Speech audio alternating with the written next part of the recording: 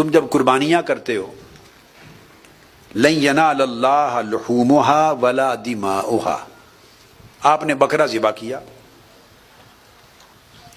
اب بکرا تو روزانہ ذبح ہوتا ہے اور آپ بازار سے خرید کے لے آتے ہیں. اس ذبح میں اور اس ذبح میں جسے قربانی کہتے ہیں کیا فرق ہے؟ یہ بات بڑی اہم ہے. قربانی کا جو گوشت ہے اس کے لیے یہ حکم قطعاً نہیں ہے کہ وہ سارا غریبوں کو کھلا دیں. قربانی کے گوشت کے لیے حکم یہ ہے کہ اس کے 3 حصے کریں، آدھا حصہ خود کھائیں، گھر کھائیں، آدھا اعزاء اقارب کو دیں، آدھا غربا یتامہ مساکین کو دیں، آدھا نہیں، تیسرا حصہ. یہ حکم ہو گیا نا. پھر گنجائش دی شریعت میں، اگر آپ کا اپنا گھر زیادہ ہے تو آپ 2 حصے رکھ لیں، ایک حصہ اعزاء اقارب میں دے دیں تو تیسرا حصہ پلٹ کے ادھر سے آپ کے پاس آ گیا. اس کے بعد پھر گنجائش دی، اگر فیملی اور بڑی ہے بہت اور 2 حصے کھانے سے بھی گزارا نہیں ہوتا تو سارا کا سارا بکرا بھی رکھ لیں، قربانی تب بھی ہو جائے گی. یاد رکھ لیں جو قربانی ہے اللہ کے لیے، وہ قربانی کا مطلب گوشت کی تقسیم نہیں ہے. 1 سال قربانی ہوئی، صحیح بخاری میں حدیث آتی، آقا علیہ السلام نے حکم فرمایا صحابہ کرام کو کہ خبردار کوئی شخص 3 دن سے زیادہ قربانی کا گوشت اپنے پاس جمع نہ کرے. 3 دنوں سے پہلے سب گوشت تقسیم کر دیا جائے، کھایا جائے اور تقسیم کر دیا جائے.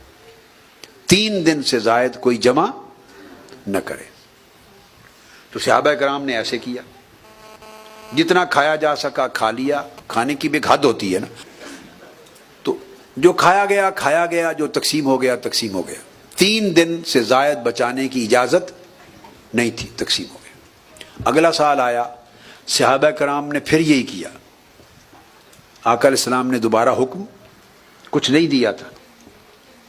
جب صحابہ کرام ایسے کرنے لگے کہ 3 دن سے پہلے جو کھا لیا باقی تقسیم کر دینا ہے، بس بچانا نہیں، تو آقا علیہ السلام کو خبر ہوئی. آپ نے فرمایا نہیں، کلو وادخروا. اب اس سال حکم دیا، اب اس سال خوب کھاؤ بھی اور بچاؤ بھی. کھا کے بھی رکھ سکتے ہو اور بچا کے بھی رکھ سکتے. اب آپ دیکھ لیں، بے شک اگر آپ کے فریج میں پڑا ہوا قربانی کا گوشت کئی ہفتے چل رہا ہے، مہینہ بھی چل رہا ہے، تو اس حدیث کے تحت، سنت کے تحت آ گیا کلو وادخروا، اور حد اڑا دی. اب 3 دن کے اندر کھانے اور ختم کرنے اور تقسیم کرنے کا حکم، پابندی نہیں، کھاؤ بھی جو کھا سکو اور بچا کے رکھ بھی لو، آئندہ کھاتے رہو. اور آقا علیہ السلام نے فرمایا پچھلے سال لوگوں میں قحط سالی تھی، پریشان حالی تھی، کئی لوگوں اور آپ کے بھائیوں کے پاس گھروں میں کھانے کا نہیں تھا، اس لیے میں نے حکم دیا کہ تقسیم کر دو، 3 دن سے زیادہ کوئی جمع نہ کرے. اس سال خوشحالی آ گئی ہے، اس سال خوشحالی آ گئی، لہذا اب وہ حکم اٹھا لیا گیا، وہ پچھلے سال کے لیے تھا. اب کھا بھی سکتے ہو، تقسیم بھی کرو، بچا بھی سکتے ہو. آپ سمجھے، موڈ بدل گئے. اب آپ کھانا کھا رہے ہیں، یہ بھی قربانی میں داخل ہے، بچا کے رکھ رہے ہیں، یہ بھی قربانی میں داخل ہے. آپ سمجھ رہے ہیں بات؟ تو پتہ چلا کہ قربانی میں تقسیم کا عنوان ہی نہیں ہے. قربانی تقسیم کا نام ہے ہی نہیں. خود کھایا تب بھی قربانی ہوئی، رشتہ داروں کو کھلا دیا، بیوی بچوں کو کھلا دیا تب بھی قربانی ہوئی، اعزاء اقارب کو کھلایا تب بھی قربانی ہوئی، غربا مساکین کو کھلایا تب بھی قربانی ہوئی، اپنے خاندان میں بانٹ دیا تب بھی قربانی ہوئی. تو اب سوال پیدا ہوا، باری تعالیٰ تو پھر قربانی ہے کیا؟ قربانی اگر یہ تعریف ہو گئی پھر ہے کیا قربانی؟ تو اللہ پاک نے فرمایا قربانی سن لو کیا ہے. میں نے آپ کے گوشتوں کی تقسیم کو قربانی اس لیے نہیں کہا کہ گوشت آپ کھائیں، پڑوسی کھائیں یا غریب کھائیں. وہ قربانی کا گوشت اللہ کو تو نہیں پہنچنا، اللہ کو تو نہیں پہنچنا، نہ اللہ کو حاجت ہے، نہ اللہ تعالیٰ کو حاجت ہے. تو فرمایا لن ینال اللہ لحومها، اللہ کو ہرگز تمہارے گوشت نہیں پہنچتے. تو جو اس کو پہنچنا نہیں وہ قربانی نہیں. ولا دماؤہا، نہ تمہارا گوشت مجھے پہنچنا ہے، اللہ پاک نے فرمایا، نہ خون پہنچنا ہے. خون زمین پر بہ جاتا ہے، گوشت آپ کے پیٹ میں چلا جاتا ہے. تو نہ گوشت پہنچتے ہیں نہ خون پہنچتا ہے. تو کیا پہنچتا ہے؟ فرمایا وَلَٰكِن يَنَالُهُ التَّقْوَىٰ مِنْكُمْ، وہ تو ذبح کرتے ہوئے وہ جو آپ کی نیت تھی کہ باری تعالیٰ تیری خاطر ذبح کر رہا ہوں، بس وہی نیت مجھے پہنچتی ہے.